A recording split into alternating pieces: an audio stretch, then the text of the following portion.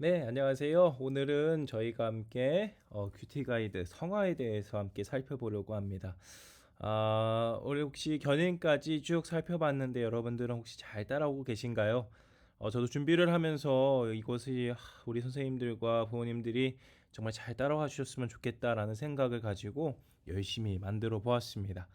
우리가 견인까지 함께 살펴봤는데 견인은 하나님께서 우리를 끝까지 인도하신다는 그러한 의미였고, 그리고 우리의 입장에서는 끝없이 주님의 그 사랑이 끊어질 수 없다는 것을 우리가 함께 살펴봤습니다. 그런 맥락에서 오늘 성화를 함께 또 살펴보면 좋을 것 같습니다. 성화 함께 들어가 보겠습니다. 첫 번째, 지난 5년간 가장 성장했거나 발전된 부분이 있다면 어떤 게 있을까요? 여러분들은 혹시 어떤 것이 좀 많이 성장했거나 발전된 부분이 있으셨습니까?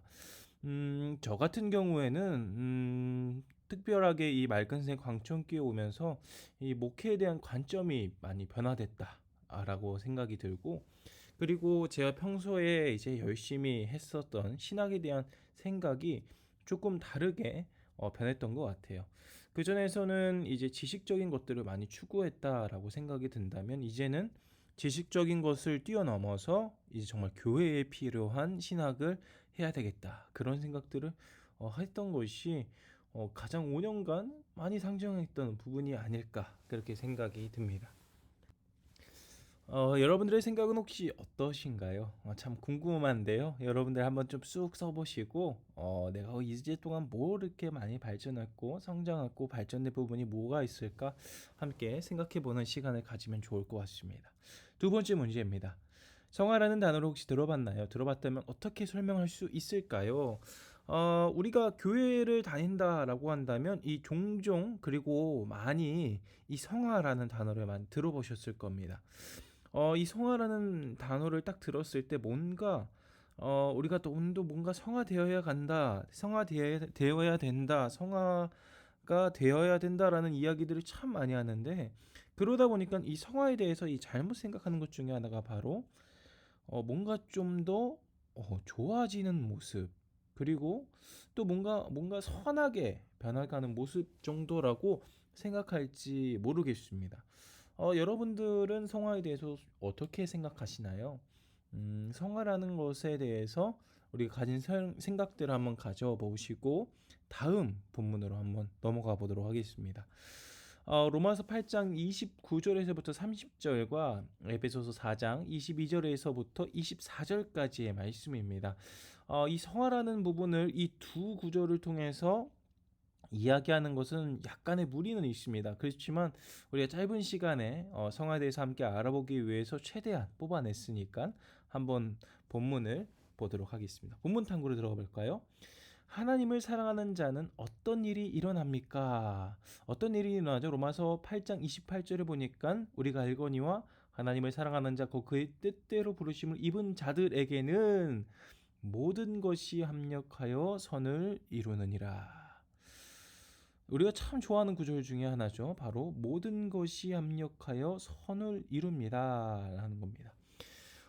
많은 분들이 이 구절을 읽을 때 그냥 시간이 지나면 뭔가 좋은 결과가 있을 거다, 우리가 이렇게 노력하고 힘들지만 앞으로 좋은 일들이 있을 거다, 약간 이런 식으로 미래에는 뭔가 더 나은 그런 것이 있을 거다, 이런 식으로 받아들이는 경우가 많은데, 이 본문에 의하면 이 모든 것이 합력하여 선을 이룬다고 했을 때 이 선은 바로 우리의 구원, 그리고 좁게 얘기하면 성화의 단계를 뜻합니다.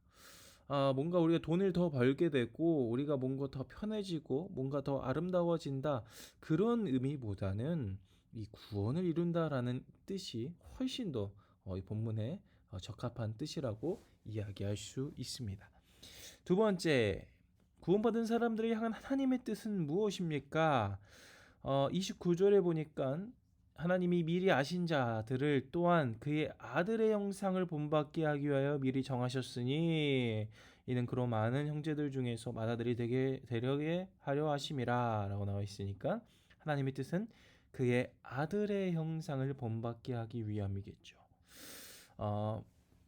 네, 다음 세 번째, 본문에서 나타난 구원의 순서는 어떻게 됩니까? 자, 30절에 보니까 어떤 순서가 나와 있죠? 또 미리 정하신 그들을 부르시고, 그리고 부르신 그들을 의롭다 하시고 의롭다 하신 그들을 영화롭게 하셨느니라 라고 나오죠. 자, 그렇다라고 한다면 부르심, 소명이 될 거고, 그 다음에 의롭다 하심, 우리가 배웠던 칭의가 될 거고, 마지막에 영화라는 단계이죠. 이 부분을 보면 궁금하실 점이, 아니 그러면 이 성경에 나온 거는 세 가지 단계밖에 없는데 우리가 굳이 9가지로 더 넓게 살펴봐야 되나요? 라고 얘기할 수 있습니다.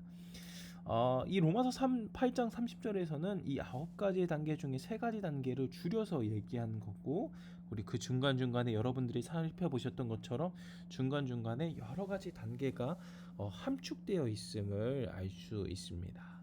자, 네 번째, 옛사람과 새사람은 어떤 사람인가요? 에베소서 4장 24절에 보니까 하나님을 따라 의와 진리의 거룩함으로 지으심을 받은 새사람을 입으라 라고 나와 있죠. 이전에 22절과 23절에서는 옛사람에 대해서 이야기를 나오는데, 저는 새사람에 대해서만 좀 관점을 가져가고 싶습니다. 새사람 어떤 사람인가요? 하나님을 따라 의와 진리의 거룩함으로 지음받은 사람이죠. 이 하나님을 따라 의와 진리의 거룩함, 그러니까 하나님을 따르는 사람은 의로움도 있을 거고 진리의 거룩함도 있다라는 것들을 알 수 있죠. 여기서의 의는 제가 지속적으로 말씀드리는 것처럼 의라는 것은 하나님과의 관계가 올바르게 되어 있다는 상태를 뜻하는 것이고요. 진리의 거룩함이라는 것은 말씀을 통해서 말씀답게 살아가는 아름다운 모습, 그러니까 세상과 다른 그 거룩함을 뜻하는 겁니다. 어쨌든 이 세 사람이라는 것은 의와 거룩함, 이 모든 것이 하나님을 따르는 모습이다라고 아시면 될 것 같습니다. 본문 적용으로 한번 넘어가 보죠. 첫 번째, 성화의 가장 큰 목적은 무엇입니까? 29절에 보니까 어떻게 나와 있죠? 이게 답이 먼저 나왔는데 바로 예수님의 형상을 본받는 것이었죠. 성화의 가장 큰 목적이 무엇이냐면 바로 그 아들의 형상을 본받는 것, 이게 하나님의 뜻이었다는 거죠. 그렇기 때문에 성화의 가장 큰 목적은 바로 예수님의 형상을 본받는 겁니다. 우리가 아까도 얘기했지만 뭔가 성화에 대해서 뭔가 더 나은 존재, 뭔가 그리고 더 선하게 만들어져 가는 과정이라고 얘기하는 것은 조금 부족하다고 말씀드리는 이유가 바로 성경 본문에서 성화의 가장 큰 목적, 우리의 가장 큰 목적은 바로 예수님의 형상을 본받는 것이라는 것이 본문에 명확하게 나와 있기 때문에 성화라고 생각하실 때는 여러분들 머릿속에 무엇이 떠올라야 되냐면 예수님의 형상이 떠올라야 된다, 그렇게 생각하시면 될 것 같습니다. 두 번째, 성화는 하나님의 전적인 사역이지만 그럼에도 불구하고 우리의 노력은 전혀 없는 것일까요? 자, 24절에 보니까 하나님을 따라 의와 진리의 거룩함으로 지으신 세 사람을 어떻게 하라는 거죠? 입으라 라는 거죠. 자, 입는다는 것은 1차적으로는 하나님께서 우리에게 뭔가 새 사람이라는 옷을 우리에게 주어지는 것도 포함하지만, 입는다는 것은 어떻게 하는 거죠? 우리가 자의적으로, 그리고 우리의 주관적으로 그 새 사람을 입는 것도 포함이 되어 있는 거죠. 그러니까 답을 이야기하면 입는 것은 우리의 노력도 필요하죠. 우리의 노력도 필요합니다. 다만 이 노력이라는 것이 그냥 어떻게 보면 우리의 구원을 뭔가 움직이고 우리가 뭔가 구원을 받았으면 뭔가 떨쳐버릴 수 있는 그런 것이 아니라 하나님의 자녀답게 살아가는 그런 모습이 바로 우리의 노력이라는 거죠. 제가 지난 시간에서도 견인에 대해서 함께 살펴봤을 때 이 우리의 노력에 대해서 말씀드렸다시피 우리의 노력 100%, 하나님의 열심인 그 100%가 함께 어우러져서 200%가 되는 것이 아니라 하나님의 은혜로 된다, 그렇게 이야기했습니다. 그렇기 때문에 우리의 모습 가운데 하나님의 모습답게 살아가려고 하는 노력들이 없다라고 한다면 심각하게 우리의 구원에 대해서 고민을 해봐야 되지 않을까 생각이 듭니다. 자, 본문 적용 마지막 세 번째, 성화는 우리를 어떻게 만들어 가나요? 성화는 우리를 어떻게 만들어 갑니까? 아까도 제가 말씀드렸다시피 성화의 가장 큰 목적이 뭐라고 얘기했죠? 바로 예수님의 형상을 닮아가는 것이라고 했죠. 그래서 저는 이렇게 한번 써봤습니다. 우리의 모든 모습, 전인을 더욱더 하나님의 형상을 따라 만들어진다. 예수님의 형상, 하나님의 형상 다 동일한 의미죠. 자, 하나님의 형상이라고 얘기했을 때 우리가 그 하나님의 여러 가지 성품과 그리고 하나님의 그 여러 가지 인격들, 여러 가지 것들을 우리가 함께 살펴보는데 우리가 그런 것들을 전부 다 통틀어서 전인적이라는 단어를 씁니다. 그러니까 우리의 생각, 그리고 우리의 의지, 그리고 우리의 성품들까지 모든 것을 포함하는 것이 바로 하나님의 형상이죠. 자, 이쯤 돼서 우리가 함께 성화에 대해서 한번 정리를 해봤으면 좋겠습니다. 우리가 보는 웨스트민스터 대우리 문답에선 성화에 대해서 이렇게 얘기하죠. 하나님의 값없는 은혜의 사역인데 우리가 하나님의 형상대로 전인적으로 새롭게 되는 것이며 또한 죄에 대해서는 점점 죽고 의에 대해서는 점점 살 수 있게 되는 것입니다. 바로 하나님의 형상대로 만들어져 가는데 그 하나님의 형상대로 되기 위해서는 죄에 대해서는 점점 죽고 의에 대해서는 점점 살 수 있게 되는 것이라는 것을 우리가 함께 생각해 볼 수 있습니다. 삶으로 함께 들어가 봅시다. 성화를 통해서 우리에게 유익은 무엇일까요? 우리의 유익은 무엇인가요? 지금 우리의 모습대로 사는 것이 아니라 우리가 점점 하나님의 형상대로 변화된다라는 것이 가장 큰 우리의 유익이겠죠.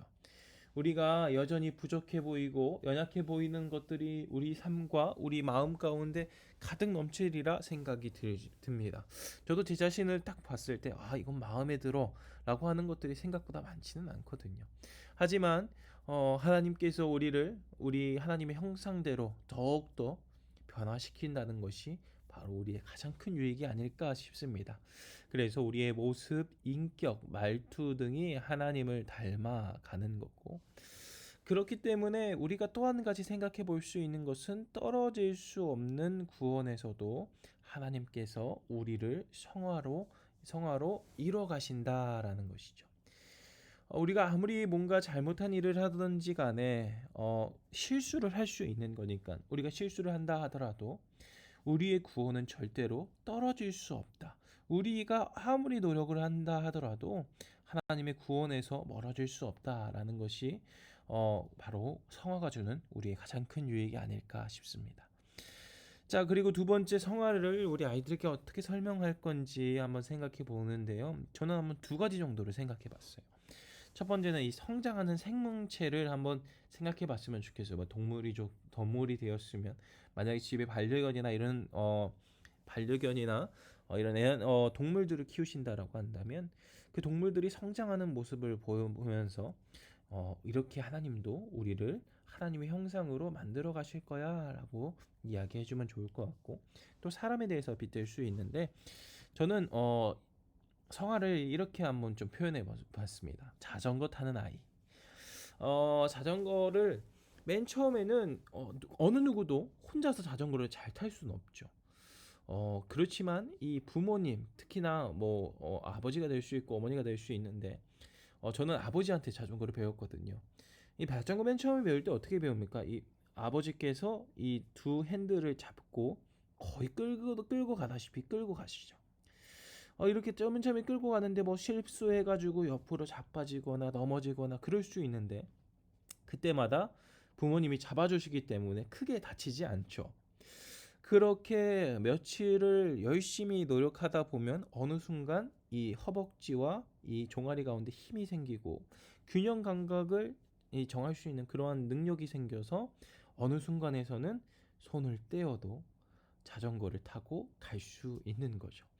우리 성화의 모습도 비슷한 것 같아요. 하나님께서 우리를 끝까지 붙잡아 주시는 그 견인의 교리를 통해서 우리가 구원의 길로 엉거주춤하면서 들어갈 수 있지만 어느 순간 하나님이 손을 떼어 주시고 그리고 손을 떼 주시지는 않겠지만 어느 순간 우리들의 모습 가운데서 하나님을 닮아가는 모습이 생겨가고 그리고 어느 순간 우리들의 모습 가운데서 정말로 하나님의 형상대로 변화되는 모습들이 생겨진다라고 한다면 그것이 바로 성화가 아닐까 생각이 됩니다.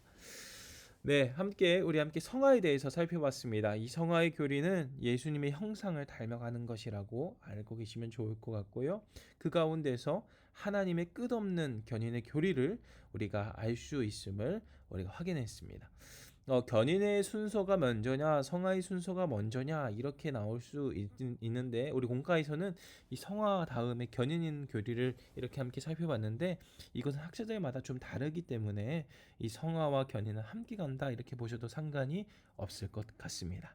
네, 오늘 큐티는 여기서 마무리하고요. 다음에 우리 영화 마지막 단계인데요. 영화에서 함께 살펴보도록 하겠습니다.